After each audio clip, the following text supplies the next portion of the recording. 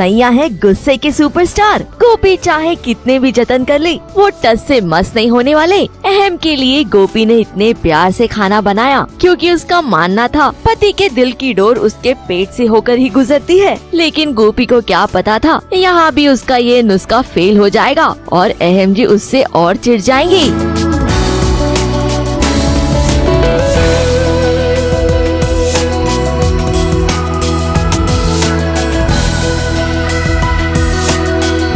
खाना देखकर अहम जी का दिल तो नहीं पिघला, बल्कि वो तो गुस्से से उबल गई और 10 सालों के लिए जितना भी उन्होंने सहा, उस हर गलती के लिए गोपी को जिम्मेदार ठहराया। तुम्हें पता क्या है कि माँ के बिना एक बच्चों को पालना, दोनों बेटियों को पालना, उसमें बाप रे कितनी मुश्किलें पैदा होती है, क्या क्या सहना पड़ता है उसे। तुम्हें तो भगवान बनने का हर बात शौक चढ़ा हुआ है ना, और जब मिली तो तुम फिर भगवान बनने का शौक पैदा हो गया। फिर कुछ तुमने ऐसा किया कि वो तुमसे तो दूर, अपने परिवार से दूर हो गई।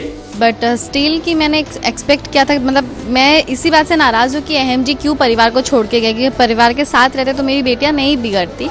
So this is my only complain.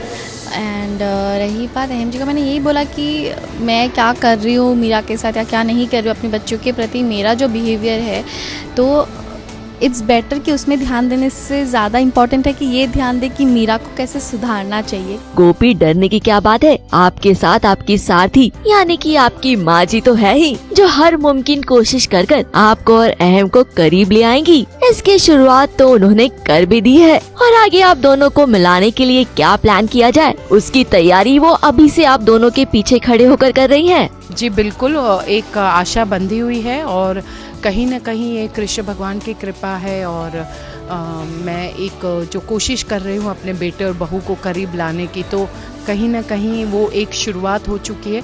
बच्चों के भविष्य के बारे में चिंता ही सही, पर कम से कम दोनों के विचारों में एक समझौता बना हुआ है, ये देख के मुझे बहुत अच्छा लग रहा है। माँ जी के इसी तेवर ने तो गोपी को इतना कॉन्फिडेंस दिलाया है कि अहम जी वापस लौट आएंगे। इसीलिए तो देखिए ना, गोपी भी अहम जी के सामने कुछ कम टशन नहीं दे रही। होप अहम जी जाएंगे, कहाँ जाएंगे तो फैक्ट्री जाएंगे भी तो कहाँ जाएंगे। ऐसे बोलते हैं ना कि क्या शाम का भूला अगर दिन का भूला अगर शाम को लौट आए तो उसको भूला नहीं कहते। सो मेरे अहम जी भी वैसे ही हैं, ऐसे भटक जाते हैं बीच बीच में। 8 साल नहीं थी तब भटक गए थे, तब मेरे बहन के पीछे पड़ गए थे। अभी 10 साल नहीं रही तो मानसी जी आ गए, तो वो भटक जाते हैं। So it's okay, I understand, but आदत से मजबूर है वो। बट मुझे पता है, उनको भी पता है कि घूम फिर के आना मेरे पास ही है उनको। बिल्कुल सही कहा गोपी। राइटर साहब की थोड़े से जतन के बाद आप दोनों सुपर वुमेन अपने परिवार को एक कर ही देंगी, तो फिर उसके लिए अभी से क्या रोना।